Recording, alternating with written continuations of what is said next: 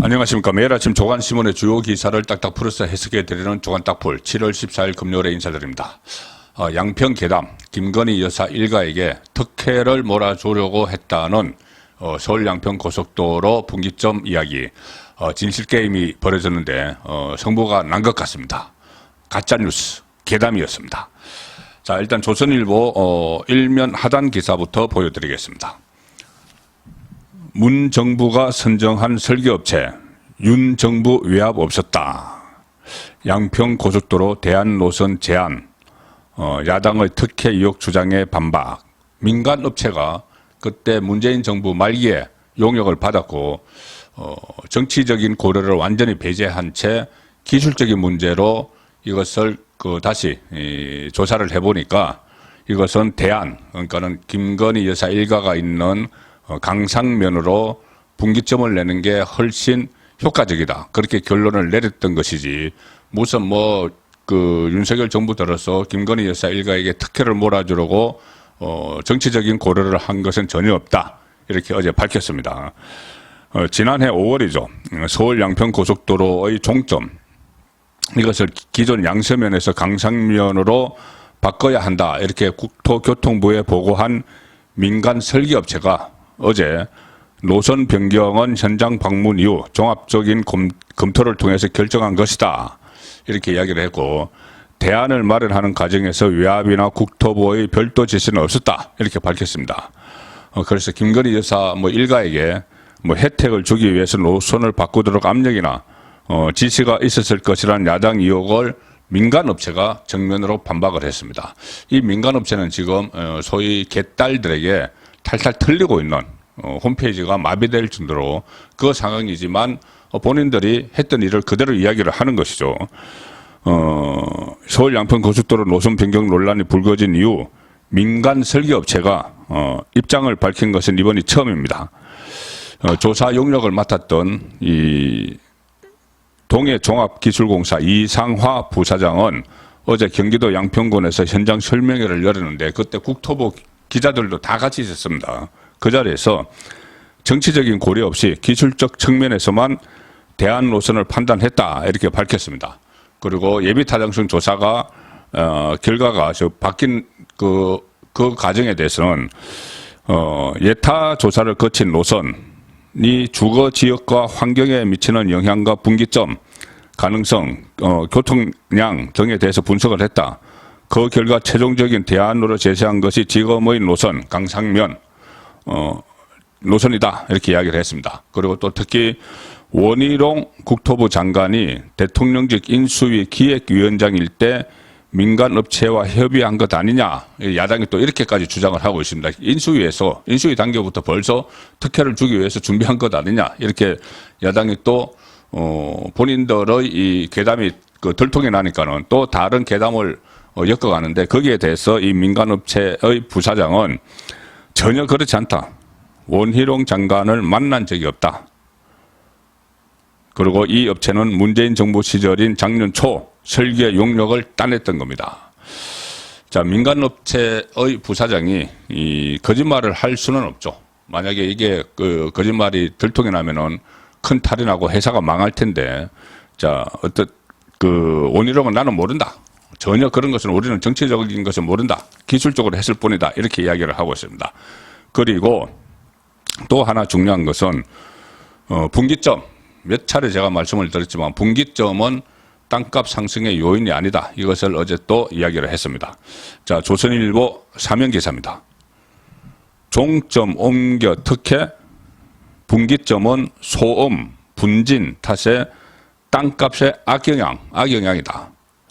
자, 그렇게 어제 설계업체에서도 이야기를 했고, 설계업체 국토부가 밝혔다. 그래서 양평 고속도로 4가지 Q&A, 이것을 조선일보가 실었습니다. 자, 첫 번째, 이렇게 주장합니다. 야당은 원안 노선이 더 낫다는데, 양수면으로 가는, 여기에 대해서 설계업체는 아니, 터널 사이에 높이 40m 교량을 세워야 된다. 그쪽으로 가려면은 분기점을 40m 교량을 세워서 분기점을 만들어야 돼서 부적절하다. 이렇게 이야기를 했고, 야당이 또 김건희 여사에게 특혜 주려고 노선을 변경했다. 여기에 대해서는 아니 분기점은 나들목과는 달라서 땅값이 떨어지는 게 일반적이다. 자 이렇게 이야기를 했습니다. 그리고 어떻게 2개월 만에 대안 마련이 가능한가 이렇게 또 이 의문에 대해서는 아니 우리는 현장 조사 후에 결론을 내린 게 아니고 결론은 정부에서 내리는 거고 우리는 방향을 제시한 것이다. 이렇게 반박을 했고요.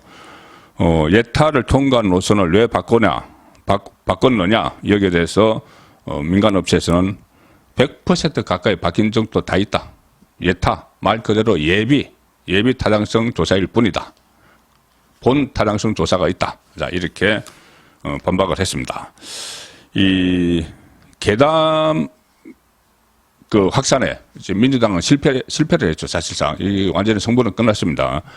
이 실패한 민주당은 지금 뭐 다른 문제들로 자중 질환에 빠져들고 있습니다. 소위 말하는 그 본인 이재명이 셀프로 만든 혁신위원회가 야심차게 무슨 뭐 전부 다 방탄을 포기하자 이렇게 제안을 했지만 그것이 의원총회에서 일축됐습니다.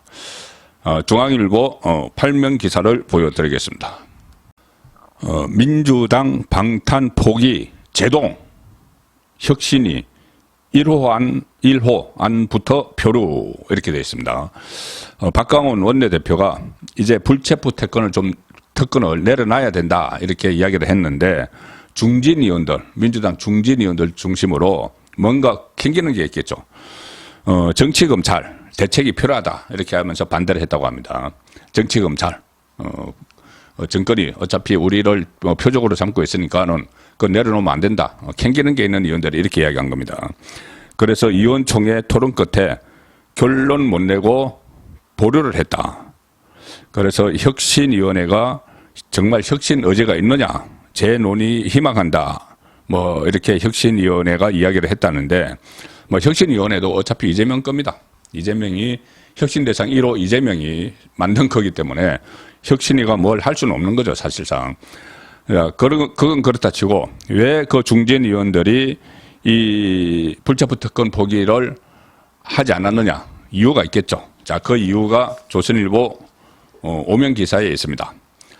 자, 불체포 특권 포기 못하는 야당 혁신위원회 1호안 의원총회에서 추인에 실패했는데 자, 혁신위원회 포기 안 하면 망한다 이렇게 해도 의원들은 돈봉투 수사 어색해서 반대를 했다. 돈봉투 수사.